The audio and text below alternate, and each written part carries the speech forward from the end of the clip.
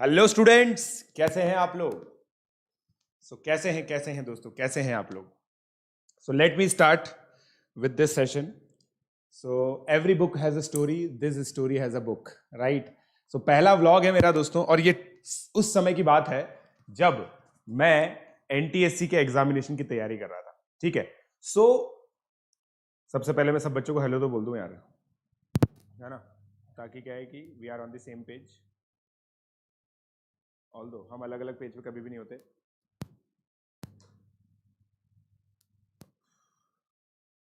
Just a second.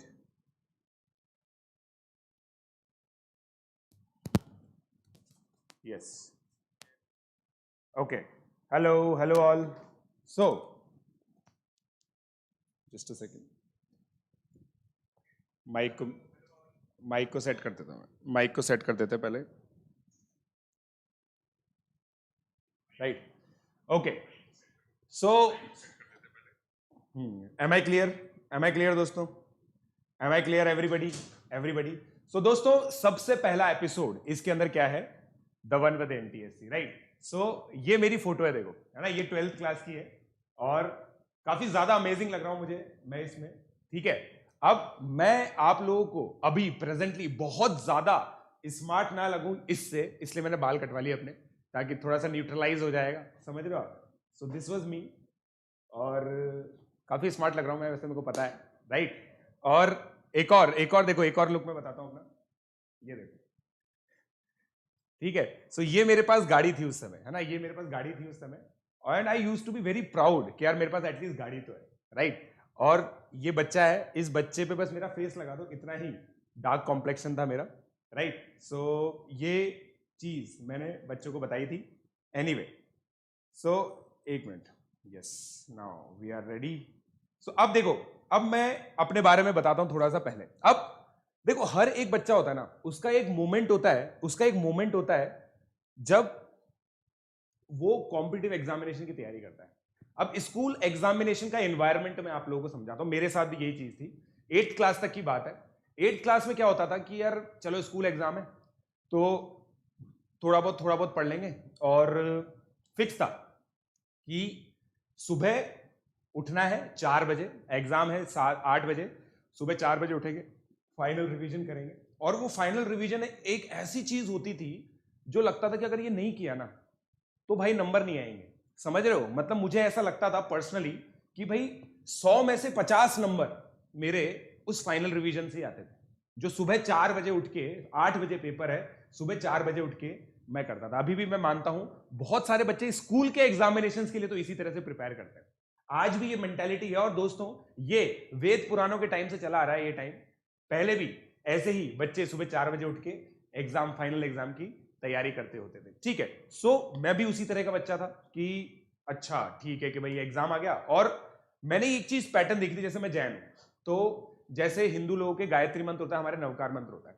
तो मैं जिस भी एग्जामिनेशन में सुबह नवकार मंत्र बोल के जाता था, वो मेरा एग्जाम खराब हो जाता था. ठीक है. तो फिर मेरे अंदर ये हो गया कि यार भगवान चाहते ही नहीं है कि मैं उनका नाम लूं. समझ रहे हो? भगवान चाहते ही नहीं है कि मैं उनका नाम लूं, है ना. भगवान ने कहा बेटा देख, तू अपने ऊपर है, ठीक है, हमारा कोई सपोर्ट नहीं है तेरे ऊपर, हम बस तेरा नेगेटिव नहीं करेंगे कुछ भी, मगर तेरे को पॉजिटिव भी नहीं करेंगे. ठीक है. तो ये वाली चीज, तू इस चीज की जगह थोड़ा सा ध्यान पढ़ाई पे लगा और कोशिश कर कि अच्छे से एग्जाम दे के आए. बट फिर भी मेंटालिटी यही थी. अब देखो, मैथमेटिक्स के अंदर मैंने आप लोगों को पहले भी बताया, मैं ऐसा मानता हूं कि जो मेरी कैलकुलेशन स्पीड है ना, वो मैं थोड़ी सी ऑन एडवांटेजेस साइड मानता था हमेशा से. और मेरी आदत थी इस तरह की, like I was that kind of a kid जो मतलब बहुत ज्यादा इस चीज में, मतलब ये कॉम्पिटिटिवनेस होती थी ना. अभी भी मेरे जो स्टूडेंट्स हैं जो यूट्यूब पे भी पढ़ते हैं कि सर मेंटी पोल लेके आओ, लीडर बोर्ड लेके आओ, ये सब चीजें मेरे अंदर भी यही चीजें चलती थी. किसी भी दिन टेस्ट होता था तो कि भाई सरप्राइज टेस्ट हो गया, ये सब चीजें हो गई. तो जो एक टिपिकल स्टूडेंट होता ना, वैसा होता था. बट मुझे ये कभी भी नहीं पता था कि एक लॉन्ग टर्म स्ट्रेटेजी क्या होती है, एक लॉन्ग टर्म प्लानिंग क्या होती है. ये चीज मुझे नहीं पता थी. ठीक है. तो अब क्या हुआ कि एक चार्म होता है. ठीक है. तो हम लोग गए भाई, गर्ग क्लासेस का नाम सुना हम लोगों ने कि 11th 9th 10th के अंदर एनटीएससी की गर्ग क्लासेस है. ठीक है. हम लोग देखते थे कि भाई कोटा से कोटा से 65 बच्चों का selection, 65 student selected in Kota, out of that 55 students are selected from girl classes. तो ये एक मेंटालिटी बन गई कि भाई गर्ल क्लासेस मतलब वहां पे तो भाई सिलेक्शन होता है, ठीक है। 9th और 10th क्लास की बात थी, मैंने आप लोगों को क्या बताया, मेरे को कोई आइडिया नहीं था, मैं बस सही जगह पे सही टाइम पे था। मेरा एक फ्रेंड है शशांक, वो मुझे वहां पे लेके जाता है और मेरे को बहुत सुहावने सपने दिखाए, सही में लिटरली मैं बता रहा हूं, उसने मुझे बहुत अच्छे अच्छे सपने दिखाए। पहला, भाई देख सोफिया की लड़कियां मिलेंगी वहां पे, समझ रहा है तू, मतलब ये सबसे बड़ा मोटिवेशन। सेकंड मोटिवेशन, मतलब पढ़ाई तो समझ रहे हो, अभी चौथे पांचवें नंबर पे आएगा, चौथे पांचवें नंबर पे आएगा। देख सेकंड, देख तू आएगा दादाबाड़ी से, मतलब मैं दादाबाड़ी से था, वो आईएल से आता था, तो अपन लोग वहां पे मिलेंगे, ठीक है ना। स्कूल में तो अपन पूरा अच्छे से एंजॉय कर नहीं पाते, तो कोचिंग में एंजॉय करेंगे। अब कोचिंग में क्या है ना, आधे घंटे पहले आने का ट्रेंड है, ठीक है। अब ये नहीं पता था कि आधे घंटे पहले इसलिए आते थे क्योंकि लाइन में लगना होता था, क्योंकि आगे बैठना होता था। आधे घंटे पता नहीं क्यों बच्चे आ जाते हैं वहां पे, बहुत बातें करते हैं, बहुत मटर गश्ती होती है, और वहीं पे पास में एक पेटीज की दुकान है। तो तू एक काम करना, एक दिन 5 रुपए तू लेके आना, एक दिन 5 रुपए मैं लेके आऊंगा, आधा आधा पेटीज खाएंगे। मैंने कहा यार ये आइडिया सही है यार, मतलब क्योंकि देखो अब क्या है कि कोचिंग जा रहे हैं, आधे घंटे पहले जा रहे हैं, तो माता पिता को लगेगा जंग जीतने जा रहे हैं, तो वो कुछ ना कुछ पैसे देके भेजेंगे, बेटा जंग जीतने के लिए पैसे तो चाहिए, तो फिर तुम जाओ।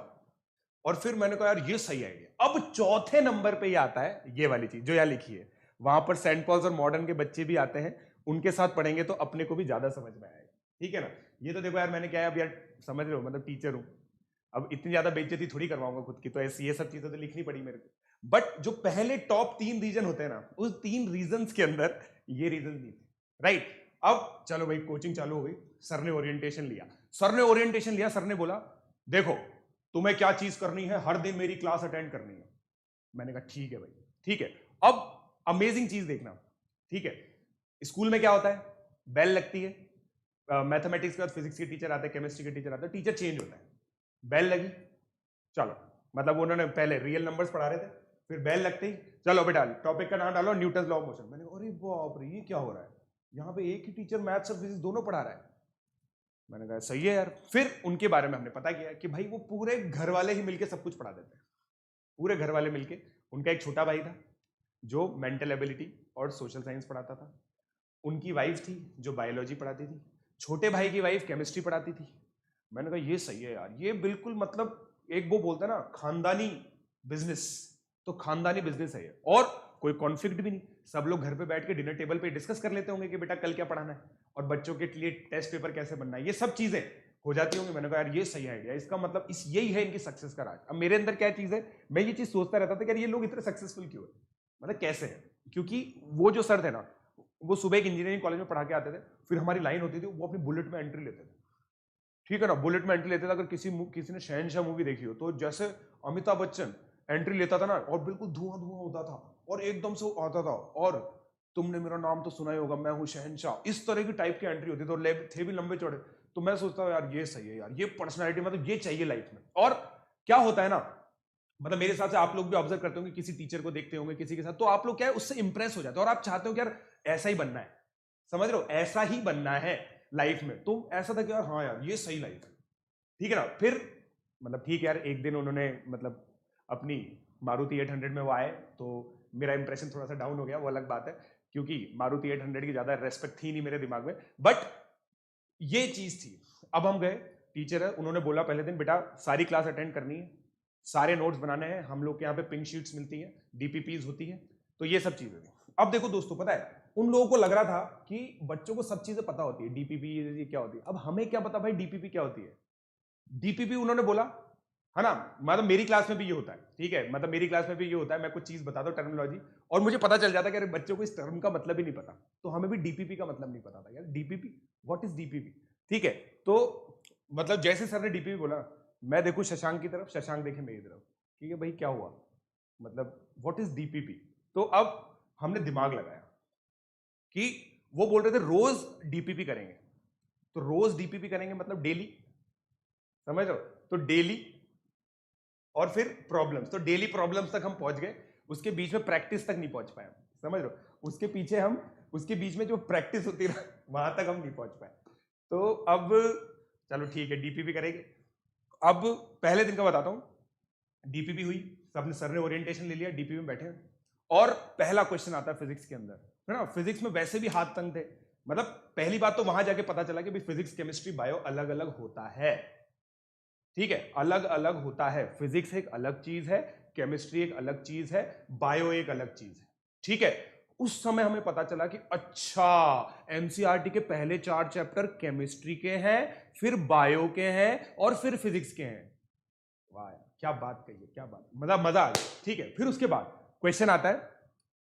क्वेश्चन मेरे को अच्छे से क्वेश्चन भी याद है, शायद मैंने यहाँ पे लिखा भी है, मैं एक मिनट देखता हूँ, मैंने क्वेश्चन लिखा हुआ है ना।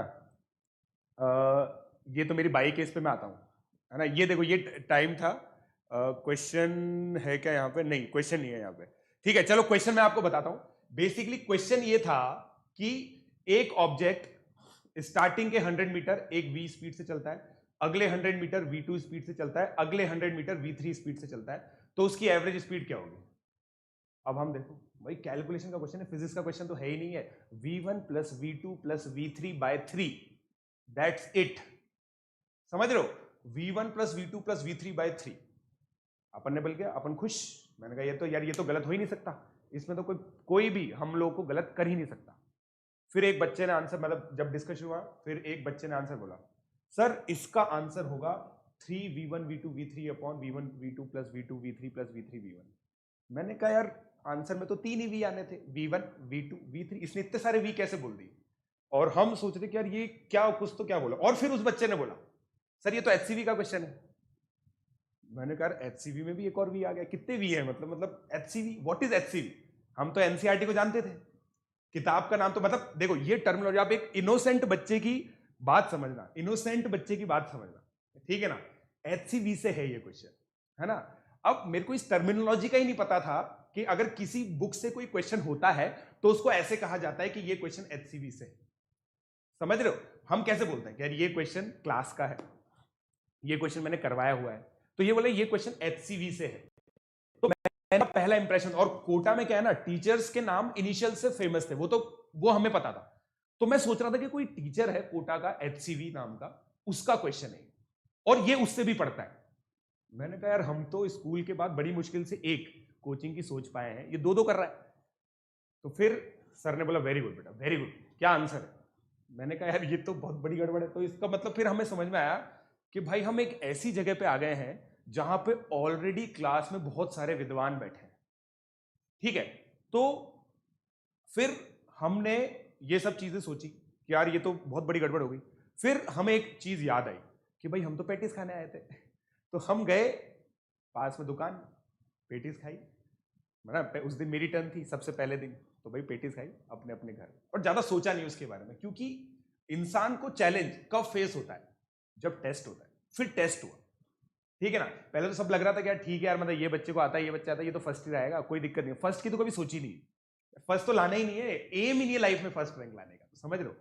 पहला टेस्ट हुआ, उसकी रैंक लिस्ट लगी 20 दिन बाद। आई डोंट नो कि 20 दिन कैसे लगे कॉपी चेक होने में, क्योंकि ऑब्जेक्टिव था पेपर, तो 20 दिन बाद कॉपी लगी। अब उसमें भी, अब ये कॉम्पिटिटिव एग्जामिनेशन है, बट हैबिट तो स्कूल की है। सुबह 4 बजे उठ के, सुबह 7 बजे पेपर था, सुबह 4 बजे उठ के रिवाइज किया। फिर ये रियलाइज किया, रिवाइज करते वक्त ये रियलाइज किया कि यार ये सब चीजें है ना, अगर होमवर्क वगैरह कर लेते ना तो अच्छे से समझ में आ जाती। होमवर्क किया नहीं था, किसी ने बताया नहीं, तो करेंगे कैसे? इतना सॉलिड ओरिएंटेशन होता नहीं था, कुछ ऐसे कार्डिनल प्रॉमिस होती नहीं थी जैसे कार्डिनल प्रॉमिस हम लोग करते हैं। तो उस समय क्या रहा कि यार सर मजा नहीं आया इसके अंदर, मतलब ये तो यार समझ में नहीं आया। मतलब मैं और मेरा फ्रेंड थे, हम डिस्कस कर रहे थे यार, मतलब देखते हैं कैसा होता है पेपर। अब पेपर हुआ, ठीक है, तो जिस बच्चे ने वो v1 v2 v3 इस तरह का आंसर दिया था, उसकी फर्स्ट रैंक आई। ठीक है, उसकी फर्स्ट रैंक आई, सेकंड रैंक आई। अब इन्वायरमेंट देखना, अब मोटिवेशन कैसे आता है आप देखना। फर्स्ट रैंक आ गई उसकी। अब मैंने देखा कि यार ये जो, मतलब पहले तो देखो कोई किसी को जानता नहीं था, बट जैसे किसी की भी फर्स्ट रैंक आ जाती है ना, सब उसको जानते होते हैं, ठीक है ना, ये रियलिटी है। तो अब उसके आसपास काफी भीड़ रहने लगी, यार कुणाल ये बताओ ये बताओ ये बताओ। अब लड़कों की भीड़ से हमें कोई टेंशन थी नहीं, मगर जब हमने देखा कि भाई सुंदर सुंदर कन्याएं भी उनसे डाउट पूछ रही हैं, तो फिर मोटिवेशन आया कि यार भाई ये एक चीज है। समझ रहे हो? अब और इस मोटिवेशन का रीजन था, समझ रहे हो? देखो शक्ल तो ऐसी है, है ना। तो शक्ल से तो कुछ होगा नहीं, जो होगा ज्ञान से होगा, ठीक है। तो फिर हमने इस चीज पे फोकस किया कि भाई ज्ञान अर्जित करना बहुत जरूरी। रिजल्ट लगा, फर्स्ट रैंक थी, मैं था 34-35 ऐसी पोजीशन पर। और खास बात यह कि टोटल 100 ही बच्चे थे, तो 100 बच्चों में 34 रैंक लाने में कोई बहुत बड़ी बात नहीं है, ठीक है। कोई बहुत बड़ी बात नहीं होगी अगर समझ पा रहे हो ना तुम लोग कि कोई बहुत बड़ी बात नहीं होगी अगर 34 रैंक आ गई तो चलो ठीक है। अब क्या होता है ना, every dog has its day, every dog has its day, ऐसा नहीं बोल रहा कुछ ज्यादा सोचे नहीं।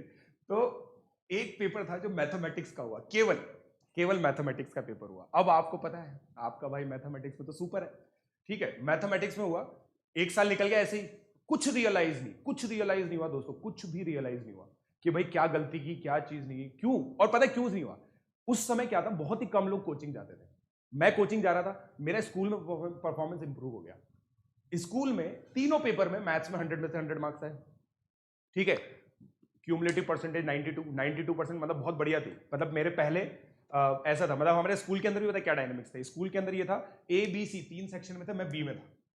और फिक्स था, कभी फर्स्ट रैंकर ए से आता था, कभी सी से आता था, कभी ए से आता था, कभी सी से आता था, बी कभी नहीं आता था। बी वॉज लाइक यार they exist, we know that they exist but they are of no significance, ठीक है। बी सेक्शन वाले मतलब ठीक है।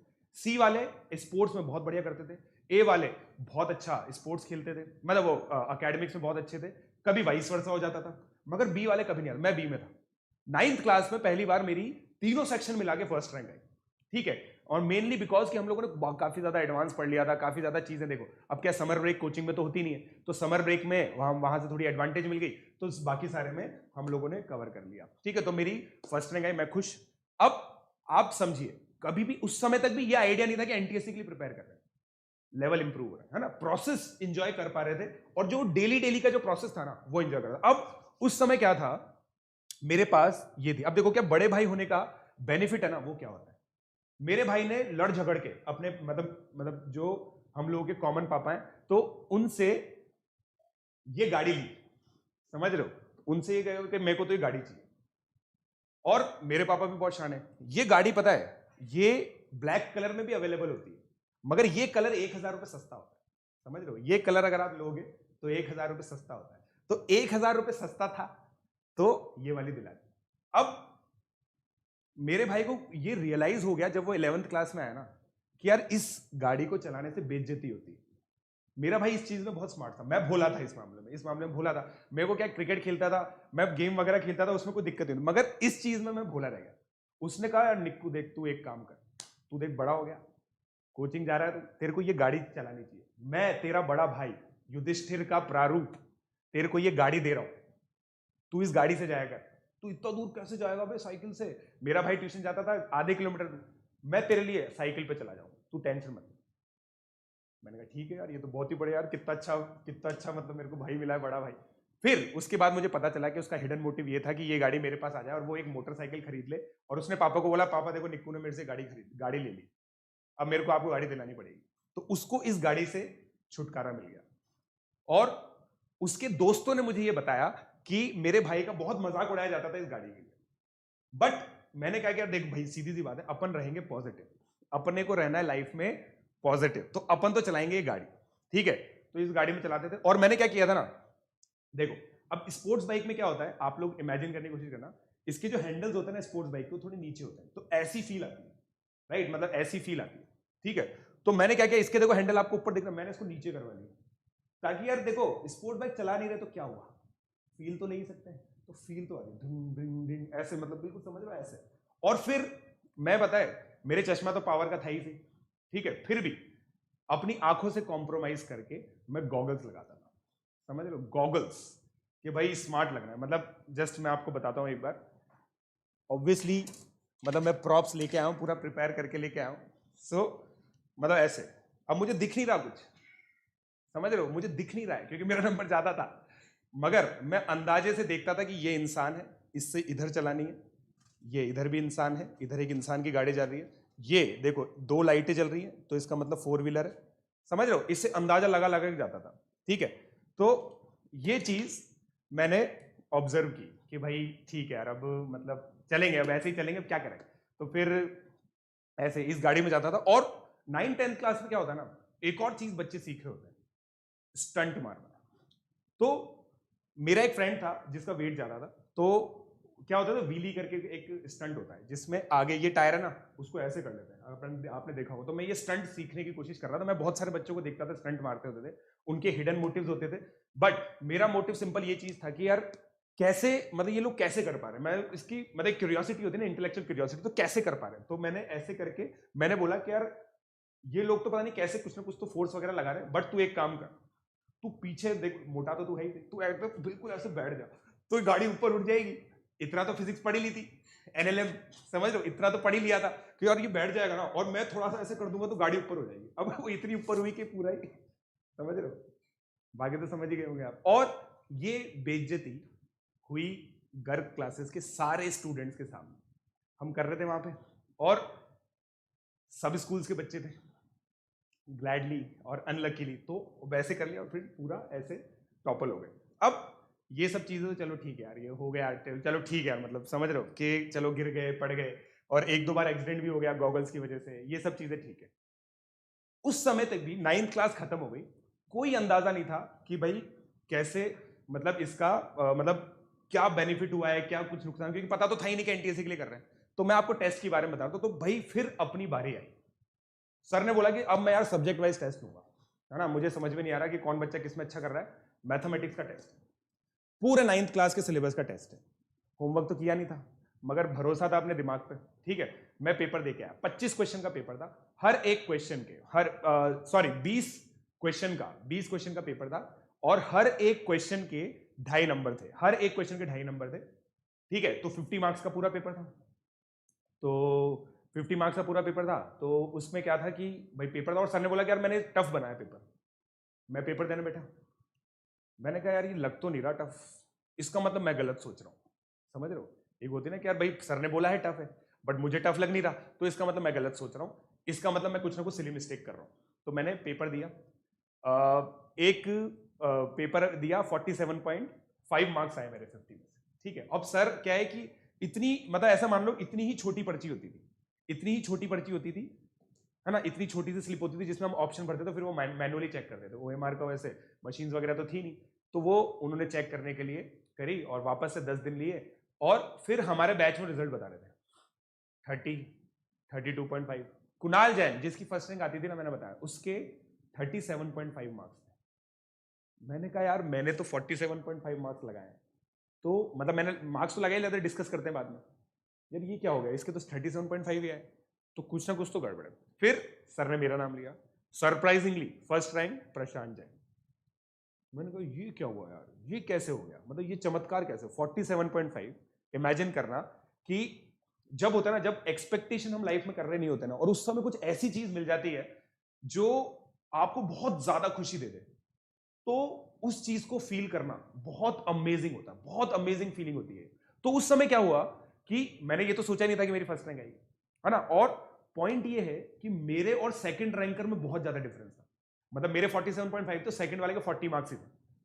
तो सर ने बोला कि यार, मतलब लाइक हाउ, और सर ने मुझे बुलाया भी सही कि भाई कुछ मतलब चीटिंग वीटिंग कुछ की हो, कुछ पहले से पेपर पता हो, ऐसे, मतलब क्योंकि विश्वास तो था नहीं, हम ऐसे टॉप 10 में तो आते नहीं थे। तो उस केस में उन्होंने मुझे ये बोला कि यार ये कैसे किया। तो मैंने कहा सर मैथ्स तो मेरी अच्छी है, आपको पता ही है। नहीं मुझे नहीं पता। मैंने कहा अरे तो बेइज्जती हो गई, ये डायलॉग तो बोलना ही नहीं चाहिए था। तो उन्होंने बोला कि चलो वेरी गुड, लेट्स सी कि तुम अगले टेस्ट में भी ऐसा कर पाते हो। अब देखो दोस्तों, क्या होता है ना, जब इस तरह की इज्जत मिल जाती है ना एकदम से, जो मतलब अनप्रेसिडेंटेड होती है, तो वो शॉर्ट लिव्ड होती है। शॉर्ट लिव्ड का एग्जांपल मैं बताता हूं, मेरा अगला पेपर था बायोलॉजी का, सब्जेक्ट वाइज पेपर थे, बायोलॉजी का था।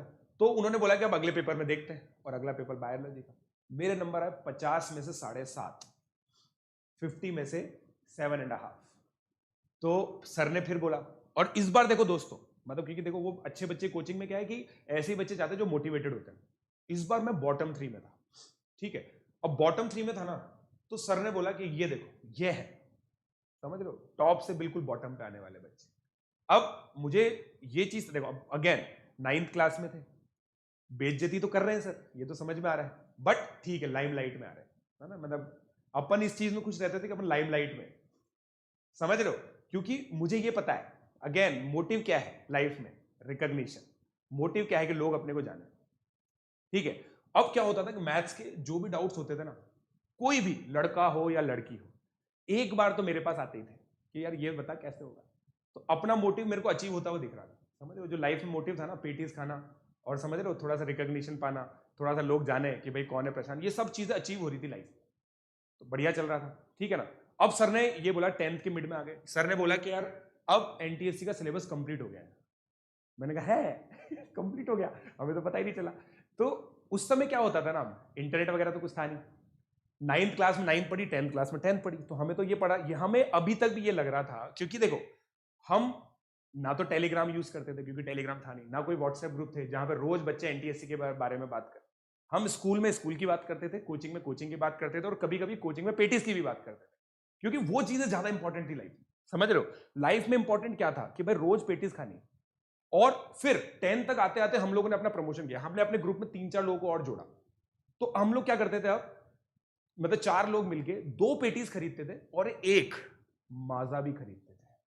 माजा, समझ रहे हो माजा क्या होती है? एक मतलब अभी भी बिकती है शायद, मैंगो का कुछ तो जूस टाइप आता है, तो वो भी हम खरीदने लगे। तो हम लोग को ये लग रहा था कि यार भाई प्रोग्रेस हो रही है लाइफ, समझ रहे हो?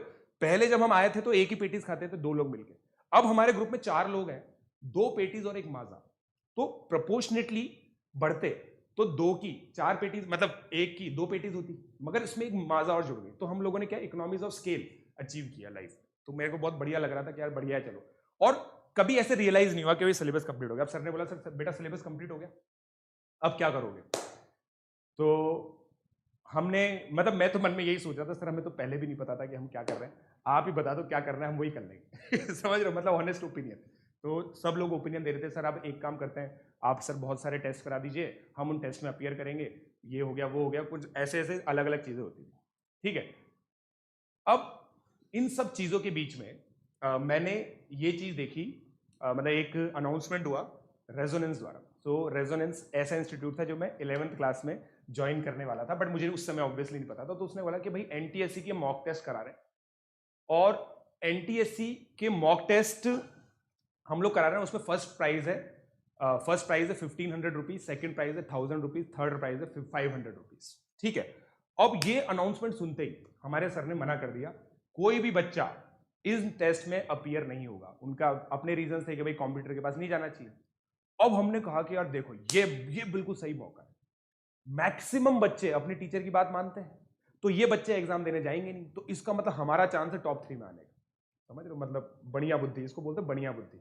अब मुझे दिख रहे थे 1500 रुपए, 1000 रुपए, 500 रुपए। लाइफ में हमें क्या दिख रहा है? 1500, 500 और 1000 रुपए। क्योंकि आप खुद सोचो, एक 5 रुपए की पेटीज और एक 5 रुपए की माजा के लिए हम इतने एक्साइटेड होते थे। तो हमने सोचा कि भाई 500 रुपए अगर मिल गए ना, भाई वर्स्ट केस थर्ड प्राइज तो आ ही जाएगा थर्ड प्राइज तो आ ही जाएगा, कोई जा तो रहा ही नहीं है। तो थर्ड प्राइज में 500 रुपए मिलेंगे, उन 500 रुपए से खूब सारी पेटीज और खूब सारे वो खा सकते हैं। और ये चीज सोच के पेरेंट्स को भी नहीं बताया, क्योंकि अगर पेरेंट्स को बता दिया और प्राइज मिल गया तो 500 रुपए पेरेंट्स ले लेंगे, ठीक है। तो पेरेंट्स को भी नहीं बताया, दे के आ गए एग्जाम। 2-3 दोस्त गए, और मेरा जो सबसे बेस्ट फ्रेंड था वही नहीं गया। मतलब उसने बोला कि मैं जाऊंगा, बट सेंटर पे मैं ही पहुंचा। मैं ब्रेव आदमी, और गलती से मेरी सेकंड या थर्ड रैंक भी आ गई, सेकंड या थर्ड रैंक भी आ गई, मुझे प्राइज भी मिल गया। अब उन्होंने नाम छाप दिया, और हमारे गर्ग सर इतने शातिर थे, जिस समय उनका टेस्ट था ना उस समय हमारा भी रख दिया। तो जो बच्चा एब्सेंट वो बच्चा इसका मतलब वहां पे टेस्ट देने गया, तो मुझे रेस्टिकेट कर दिया। अब दोस्तों ये ऐसा मोमेंट है जहां पे बिल्कुल इमोशंस आने वाले हैं, समझ रहे हो? बिल्कुल इमोशंस आने वाले हैं, राइट। तो अब यहां पे क्या होता है कि भाई मतलब सही में इमोशंस आने वाले हैं, मजाक नहीं कर रहा। तो उन्होंने मुझे रेस्टिकेट कर दिया। अब ये एक ऐसी फीलिंग होती है, मतलब बुलाया आपको, Prashant you are not part of this institute anymore, अब आप हमारे यहाँ पे नहीं पढ़ोगे। अब देखो, मुझे अकेडमिक मेरा नुकसान क्या होगा ना उसका रियलाइजेशन नहीं था यहाँ पे बिल्कुल भी ये रियलाइजेशन नहीं था कि अकेडमिक नुकसान क्या होगा, क्योंकि अकेडमिक गेन जब पता नहीं है तो अकेडमिक नुकसान कैसे पता होगा? तो अकेडमिक नुकसान का कोई भी आइडिया नहीं था।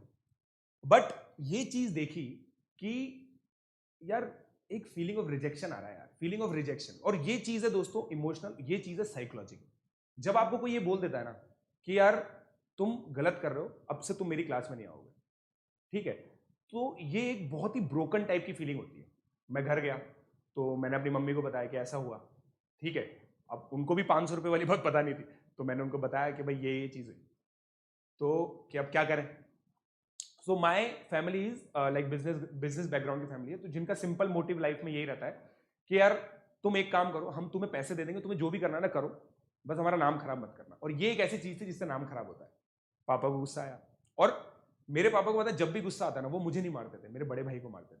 आई डोंट नो कि ऐसा क्यों करते थे वो, बट मैं उनको या तो बहुत ज्यादा प्यारा था, या मैं बहुत ज्यादा मतलब मैं क्या बहुत ज्यादा जबान नहीं लड़ाता था, मैं चुपचाप बैठा रहता था, तो इसलिए तो ऐसा होता था। तो फिर मेरा बड़ा भाई शहीद हो गया, क्योंकि उनका नाम खराब हो रहा था, तो मेरा बड़ा भाई शहीद हो गया। मेरे को लॉजिक नहीं पता, मतलब मैं अभी भी पापा से यही चीज पूछता हूँ कि यार आप इसको इतना क्यों मारते हो, कि भाई ये पता नहीं यार, इसको शक्ल देख के इसको लगता है कि टिकाऊ है। मैंने कहा ये बढ़िया है यार, ये बहुत अच्छी बात है। बड़े भाई होने का दोस्तों बहुत फायदा होता है। मतलब जिन जिन के बड़े भाई है वो रिलेट कर पाते होंगे, मैं तो बहुत अच्छे से रिलेट कर पाता हूँ। सो ये चीज थी, तो अब क्या करना है।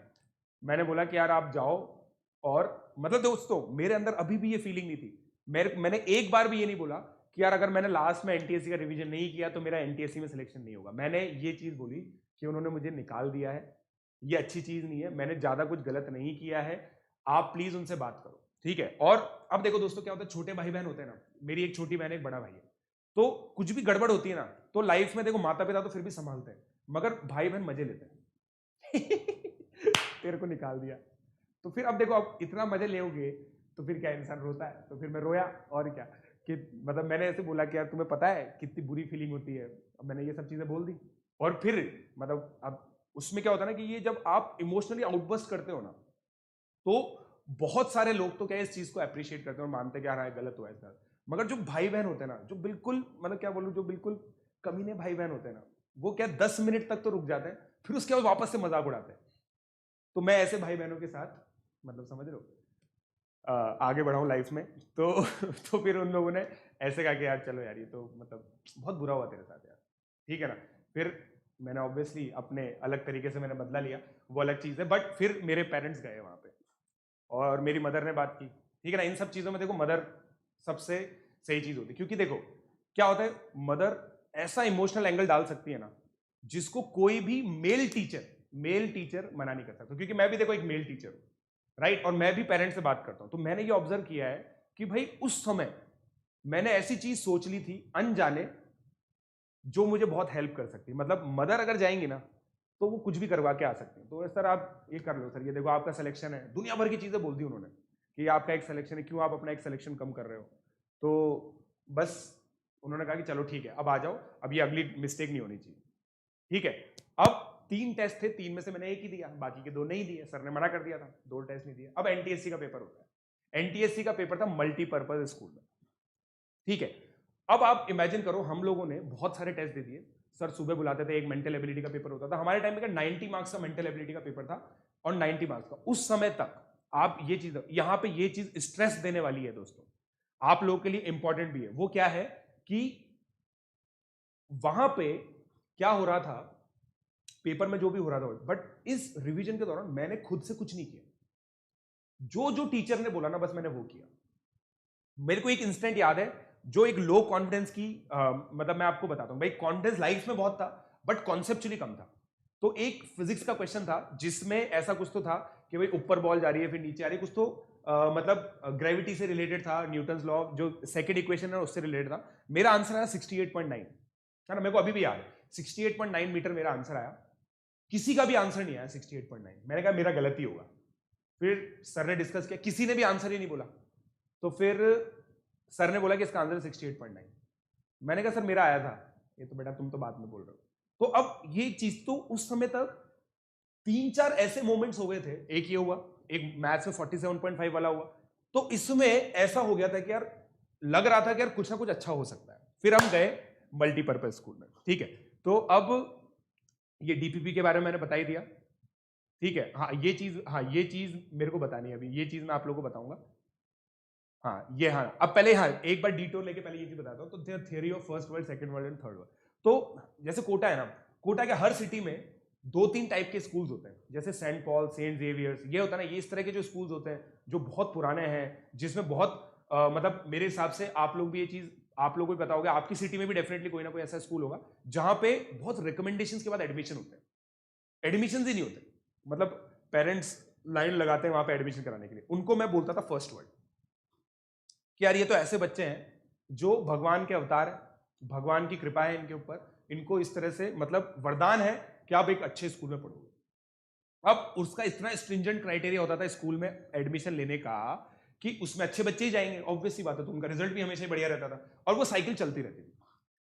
सेकेंड वर्ल्ड, मैं उन स्कूल्स को बोलता था जहां पे एडमिशन तो हो जाता था मगर फी बहुत हाई थी, तो वहां पे जो रिच क्लास लोग होते थे ना वही एडमिशन लेते थे, ठीक है, जहां पे मतलब मेरे टाइम पे वहां पे 25-30 हजार रुपए फीस थी साल की, जो बहुत ज्यादा हाई मानी जाती थी। और उसी स्कूल की जिसको मैं सेकंड वर्ल्ड से बता रहा हूं, तो उसकी फीस आज की तारीख में कोटा में 1.25 लाख रुपए, समझ लो, तो इतनी ज्यादा हाई फी होती थी। और फिर थर्ड वर्ल्ड होते थे हम लोग, और मैंने आप लोगों को बताया था पिछले वाले सेशन में, ड्रेसिंग सेंस ही पता चल जाता था कौन फर्स्ट वर्ल्ड का है, कौन सेकंड वर्ल्ड का है, कौन थर्ड वर्ल्ड का। तो first world, second world, third world, basically ये थियरी क्या है, USA and allies are first world, USSR and their allies, जो सेकंड वर्ल्ड वॉर के बाद जो कोल्ड वॉर हुआ था उसको सेकंड वर्ल्ड बोलते थे, और इंडिया थर्ड वर्ल्ड में आता था। तो हम थर्ड वर्ल्ड थे, समझ रहे हो, हम थर्ड वर्ल्ड थे। हमें कोई ज्यादा सिग्निफिकेंटली देखता नहीं था कि भाई ठीक है यार, मतलब चल रहा है यार, ये डेवलपिंग नेशन है, डेवलप होने दो इनको, है ना, हम मौका देते हैं इनको डेवलप होने का, कभी कभी हेल्प कर देंगे, ऐसा ये सिनेरियो था, ठीक है। और पिंक शीट्स क्या होती थी, जो हमें असाइनमेंट मिलता था, हर एक चैप्टर के करस्पॉन्डिंग हमें प्रॉब्लम शीट्स मिलती थी।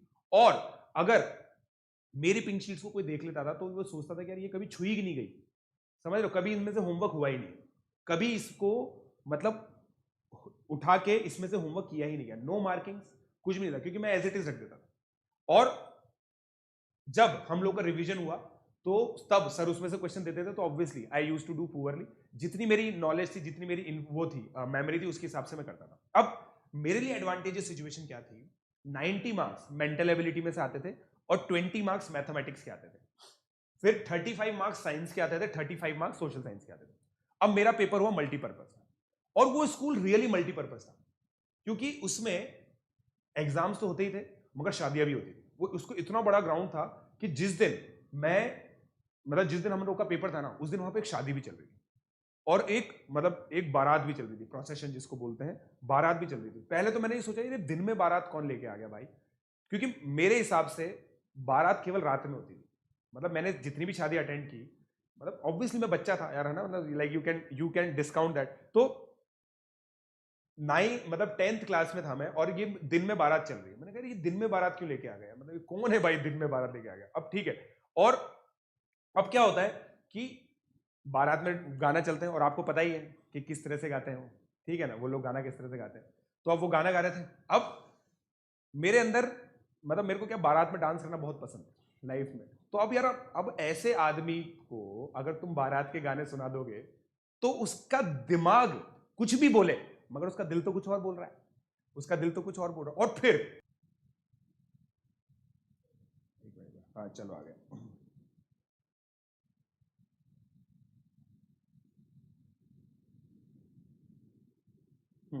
सॉरी फॉर द लैग, मतलब इतना ज्यादा हीटेड हमारे वो डिस्कशन हो गया था तो थोड़ा सा लैग आ गया। तो मैं ये चीज बोल रहा था कि भाई उस समय फिर एक गाना चल गया कि ना बीवी ना बच्चा ना बाप बड़ा ना मैया, the whole thing is that कि भैया सबसे बड़ा रुपया। तो अब ये गाना चल गया, अब ये मेरा फेवरेट गाना हुआ करता था, क्या इसकी थीम थी, क्या इसकी ट्यून थी, मुझे बहुत मजा आता था इस गाने को सुनने में, ठीक है। तो अब इमेजिन करो, मेंटल एबिलिटी का मैं क्वेश्चन कर रहा हूं और पैर ऐसे ऐसे हो रहे हैं, मतलब समझ रहे हो, मतलब बीट चलती है ना तो पैर ऐसे, हाँ सर ऐसे चलता है, यह समझ रहे हो, और क्वेश्चन कर रहे हैं। तो अब ठीक है, क्योंकि सीरियसनेस ही नहीं थी इतनी, ये चीज रियलाइज ही नहीं हुई कि यार ये गलत है, समझ रहे हो, ये चीज गलत है, और इस चीज से परफॉर्मेंस हैम्पर होती है। आज हम इतने लोगों को ज्ञान बांटते हैं कि भाई वहां के डिस्टर्बेंसेस के बारे में नहीं सोचना चाहिए, भाई डिस्टर्बेंस के बारे में सोचना नहीं चाहिए। हम बोलते हैं कि उस समय ज्यादा प्रॉब्लम, मतलब बहुत सारी प्रॉब्लम तो हम ही क्रिएट करते थे। बोलते हैं कि भाई एक दिन पहले ज्यादा खाना नहीं खाना चाहिए, तो खाना ज्यादा खाने से प्रॉब्लम होगी, ये बच्चे को हम रियलाइज करा देते हैं कि होगी प्रॉब्लम, तो बच्चा क्या सिनिकल हो जाता है। अब मुझे पता ही नहीं थी ये चीजें कि इस तरह की प्रॉब्लम होती है, मुझे पता ही नहीं था। तो मेरी लाइफ बढ़िया चल रही थी, समझ लो, मेरी लाइफ बिल्कुल बढ़िया चल रही थी। तो मैंने दिया पेपर मस्त, और एडवांटेज मैंने बताई, मेंटल एबिलिटी में मेरे 90 में से 90, मैथमेटिक्स में मेरे 20 में से 20। मैंने कहा कि भाई अब ऑब्वियसली फिर वापस चेक किया सिलेक्शन, तो मैंने कहा कि होएगा ही सही पक्का, ठीक है। तो अब क्या हुआ कि हो गया पेपर, नवंबर में पेपर था, सर ने बोला कि ठीक है अब तुम अपने रास्ते में अपने रास्ते। और फिर सर तैयारी कराते थे, एक बड़ी कोचिंग बंसल क्लासेस हुआ करती थी, उसके एडमिशन के लिए सर तैयारी करवाते थे, गर्ग क्लासेस वाले सर, ठीक है। तो मैंने ये बोला कि यार गर्ग क्लासेस से अब मैं जाऊंगा तो रेजोनेंस से, क्योंकि मैं रेजोनेंस के फेलिसिटेशन फंक्शन में गया था और वहां पे उन्होंने मुझे बोला था कि यार भाई तुम एनटीएससी क्वालिफाई करोगे ना, हम तुम्हें 40% डिस्काउंट देंगे, ठीक है ना। और मेरी फाइनेंशियल कैलकुलेशन चलती थी, सीधी सी बात है, देखो मैं तो बहुत ऑनेस्टली सोचता हूँ, मैं बिल्कुल इस तरह से सोचता था कि अब माता पिता के पैसे कम से कम लगने चाहिए, क्योंकि माता पिता किस चीज के लिए रेडी होते हैं, स्कूल की फी देने के लिए वो रेडी होते हैं, क्योंकि उनको पता है कि भाई स्कूल में पढ़ाना हमारा जन्मसिद्ध अधिकार है, हमें ये करना चाहिए। मगर कोचिंग की फी के लिए पेरेंट्स को कन्विंस करना पड़ता है, और खासकर ऐसे पेरेंट्स को जिनको कोई एक्सपोजर ना हो। तो मैंने उनको कन्विंस किया कि भाई ये है और इतना खर्चा आएगा, ठीक है। तो मैंने कहा कि भाई मैं रेजोनेंस जाने वाला हूं, तो मैं उस क्लासेस में भी नहीं गया। अब फरवरी मंथ था, हम लोग बोर्ड की तैयारी कर रहे थे। जो नेक्स्ट एपिसोड है by the way, next episode जो थर्सडे को आने वाला है वो 10th बोर्ड का होने वाला है। तो इनके अंदर मैंने ये चीज रियलाइज की कि भाई रिजल्ट जो है ना वो न्यूज़पेपर में आता था, हमें पता था। तो मैं रोज न्यूज़पेपर खोल के देखता था कि यार आज आया क्या, आज आया क्या, आज आया क्या, आज आया क्या। और फिर एक दिन आता है, जयपुर के गर्वित ने एनटीएससी में बाजी मारी। मैंने कहा भाई एनटीएससी का रिजल्ट है तो। और ये सब लोग दोस्तों इवेंचुअली आईआईटी बॉम्बे में जाके मेरे दोस्त बने। गर्वित जूनीवाल जिसकी मेरे टाइम पे फर्स्ट रैंक आई थी, उसकी आईआईटी में ऑल इंडिया रैंक 10th आई, ठीक है। जिसकी थर्ड रैंक आई थी, रैंक आई थी रविंदर, उसका इंटरव्यू मैं आप लोगों के लिए लेके आया था। वो he is an IAS officer, आज की तारीख में he is an IAS officer, और उत्तर प्रदेश में ही इज पोस्टेड, ठीक है। सो उस समय ये आया। अब रोल नंबर वाइज था, समझ लो, रोल नंबर वाइज था, मतलब मैंने अपना रोल नंबर ढूंढा, कहीं बीच में मेरे को अपना रोल नंबर मिला, और ऑल राजस्थान रैंक मेरी 74 आई थी, 74 या 72 आई थी, जो भी थी। ऑल राजस्थान रैंक एक्सपेक्टेशन नहीं थी कि भाई मैं एनटीएससी में अच्छा करूंगा, क्योंकि एनटीएससी से भी कोई एक्सपेक्टेशन नहीं थी। तो माता पिता में है ठीक है यार, मतलब रोल नंबर आ गया ना, ठीक है। क्योंकि उस समय दोस्तों 10th बोर्ड और 12th बोर्ड के रोल नंबर भी अखबार में ही आते थे, तो फिर कुछ ऐसा उनको लगा नहीं, ठीक है रोल नंबर ही तो आया, और नाम तो आया नहीं था, नाम तो गर्वित का आया था। फिर हमारी जो कोचिंग है उसने हमारा नाम छापा, किसी छोटा सा एक एडवर्टीजमेंट दिया, तो उसमें टॉप 50 रैंकर्स का नाम था, मेरा केवल नाम था, मतलब उसमें नाम और फोटो दोनों था, टॉप 50 रैंकर्स का मेरा केवल नाम था। तो फिर पेरेंट्स को लगा कि हाँ यार चलो ठीक है, मतलब he has done a decent enough job. अब हुआ ये दोस्तों कि उस दौरान जो पूरा एनटीएससी का पूरा एपिसोड था ना, उसमें मेरी रैंक आ गई, 72 रैंक आई, ठीक है। उस समय मुझे ये रियलाइज हुआ, मतलब जब ये सब चीजें हो गई ना, I was in the process, but I never thought about NTSC, but after getting rank in NTSC I thought about it, could I have done it better, क्या मैं इसको बेटर कर सकता था, राइट। बहुत सारे चीजें मेरे दिमाग में आई कि यार मैंने क्या क्या चीजें गलत की, क्या मैंने अपना बेस्ट एफर्ट दिया, क्या मैंने नोट्स बनाए प्रॉपरली, नो। क्या मैंने सारी क्लासेस अटेंड की, यस। समझ लो, क्या मैंने सारी क्लासेस अटेंड की, यस। क्या मैंने हर एक चीज के प्रॉपर नोट्स बनाए, नो। क्या मैंने जो सर असाइनमेंट देते थे उनको ढंग से मेंटेन किया, नो। क्या मेरे जो डीपीपीज थी वो मैं करता था, यस, क्योंकि हर दिन आधे घंटे की एक डीपीपी होती थी जो वहीं पे बैठ के करनी होती थी। तो मैंने चीज देखी कि यार दो येसेस हैं यहाँ पे, सारी क्लासेस करना और डेली प्रैक्टिस प्रॉब्लम्स करना। तो मुझे रियलाइज हुआ इन दोनों की वजह से मेरा सिलेक्शन हुआ है, समझे, इन दोनों की वजह से मेरा सिलेक्शन हुआ है। मगर ये जो दो चीजें हैं ना जो मैंने लैक की, इनकी वजह से मेरी रैंक बेटर नहीं आ पाई। और ये जो रियलाइजेशन था ना, ऐसा नहीं कि मेरे को सडनली ये रियलाइजेशन हो गया, मुझे ये चीज पता चली कि यार there is fundamental difference between school examination and competitive examination. School examination में आप थोड़ा सा भी पढ़ोगे, थोड़ा तेज दिमाग है ना, थोड़ा सा पढ़ोगे, सुबह उठ के पढ़ोगे तो भी हो जाएगा, 90-95% आ जाएगी। अगर टीचर्स को आपकी शक्ल पसंद है तो आपको सब्जेक्टिव में नंबर भी दे देंगे, हिंदी इंग्लिश में नंबर भी दे देंगे। बट कॉम्पिटिटिव एग्जामिनेशन के अंदर ऑब्जेक्टिव पेपर आता है, समय कम, क्वेश्चन ज्यादा होते हैं, तो ये बिल्कुल इंटायरली अलग गेम है। 10th क्लास में एनटीएससी के रिजल्ट देखने के बाद, सारी मिठाइयां बांटने के बाद मुझे ये रियलाइजेशन हुआ, और फिर मैंने ये चीज सोची कि यार अब नेक्स्ट बार में ये नहीं कर रहा, क्योंकि उस समय तक जब एनटीएससी का रिजल्ट आ गया था जनवरी फरवरी में, मैंने काफी हद तक डिसाइड कर लिया, क्योंकि मेरा भाई 12th में था, मैं 10th में था। मेरा भाई के साथ एक जेई एस्पिरेंट मैथ्स पढ़ता था, तो मेरे भाई ने क्या कॉमर्स के साथ मैथ्स ले रखी थी, तो उसके साथ एक और भैया आते थे पढ़ने के लिए, और वो मेरा इंटरेस्ट देखते थे कि यार मेरे को काफी इंटरेस्ट है मैथ्स के अंदर, और मेरी स्पीड वगैरह देखते, तो वो बोलते थे तू आईआईटी की तैयारी करना। तो मैं काफी हद तक ये ओरिएंटेड था कि भाई मुझे आईआईटी की तैयारी करनी है, ठीक है। और आईआईटी की जो तैयारी करनी है ना, उससे मैंने ये चीज रियलाइज की कि हाँ ठीक है यार, चलो मतलब अब आईआईटी के लिए अपन ओरिएंटेड हो जाते हैं, और सारा जो चीज है ना वो उसके हिसाब से सोचेंगे। तो अब आज की तारीख में स्ट्रेंथ और वीकनेस देख लेते हैं। अनुज भैया नाम था उनकी, उनकी ऑल इंडिया रैंक 109 आई थी आईआईटी बॉम्बे इलेक्ट्रिकल से, उन्होंने ग्रेजुएशन किया। तो उन्होंने मुझे कुछ चीजें रियलाइज करवाई कि यार तू ये चीज गलत करता है, बिकॉज वो जब मेरे भाई के साथ पढ़ते थे ना 10th 12th बोर्ड के लिए, तो मुझे भी देखते थे, तो वो चीज बताया तू यार ये चीज गलत कर रहा है, तू ये चीज गलत कर रहा है, तू ये चीज गलत कर रहा है। और जेई में जब इतना सारा सिलेबस हो जाएगा ना, तो बहुत गड़बड़ हो जाएगी। उन्होंने मुझे रियलाइज कराया कि भाई आपने स्कूल के एग्जामिनेशन में आधे साल का सिलेबस या 1 साल का सिलेबस किया होता है, बट एनटीएससी में 2 साल का सिलेबस आता है। तो सिलेबस जब इतना ज्यादा हो जाता है ना, तो उसको करना उतना ही डिफिकल्ट होता है, उसको संभाल के रखना, उसको इस तरह से ऑर्गेनाइज तरीके से पढ़ना, ये बहुत इंपॉर्टेंट हो जाता है। तो वो सबसे बड़ा मेरा टेक अवे था दोस्तों। So the next major learning in NTSC examination was understanding the nature of competitive exam. The strategy in these examinations should be like running in a marathon. Please read this very carefully. Consistency, discipline, and continuous hard work were the key, and I lagged in all the three. My natural intellect in mathematics and mental ability, which had the combined weightage of 60%, saved me from embarrassment in the examination. I was lucky, ठीक है, but मुझे ये चीज पता था I was not going to be lucky in JEE, क्योंकि JEE के अंदर मैथमेटिक्स का 1/3 वेटेज होता है। मैथमेटिक्स के अंदर भी इतनी सारी चीजें जो मुझे सब याद नहीं रहेंगी। मुझे वहां पे उन्होंने एक चीज बताई थी, बेटा जितना तेरा 9-10 का सिलेबस है ना, वो 11th क्लास के पहले 3 महीने में कवर हो जाता है। तो मैं बस ये चीज सोच रहा था कि यार जेई की जो पढ़ाई वो 21 महीने की है, 21 महीने मतलब 7 बार 7 गुना एनटीएससी का सिलेबस, 7 गुना एनटीएससी का सिलेबस करना होगा। तो इस तरीके से तो नहीं हो पाएगा। और उन्होंने मुझे एक चीज बोली, देख करना है तो कर, वरना तेरे पापा के बिजनेस है ही सही, बिजनेस के बारे में सोच, क्यों चिल मार, मतलब आराम से चिल मार, क्यों इतनी टेंशन ले रहा है, बट अगर कर रहा है ना तो ढंग से करना। So this was the major learning, जो मेरी लर्निंग थी ना वो यही थी दोस्तों, ठीक है। सो आई होप आप लोगों को दोस्तों पूरी ये चीज समझ में आई।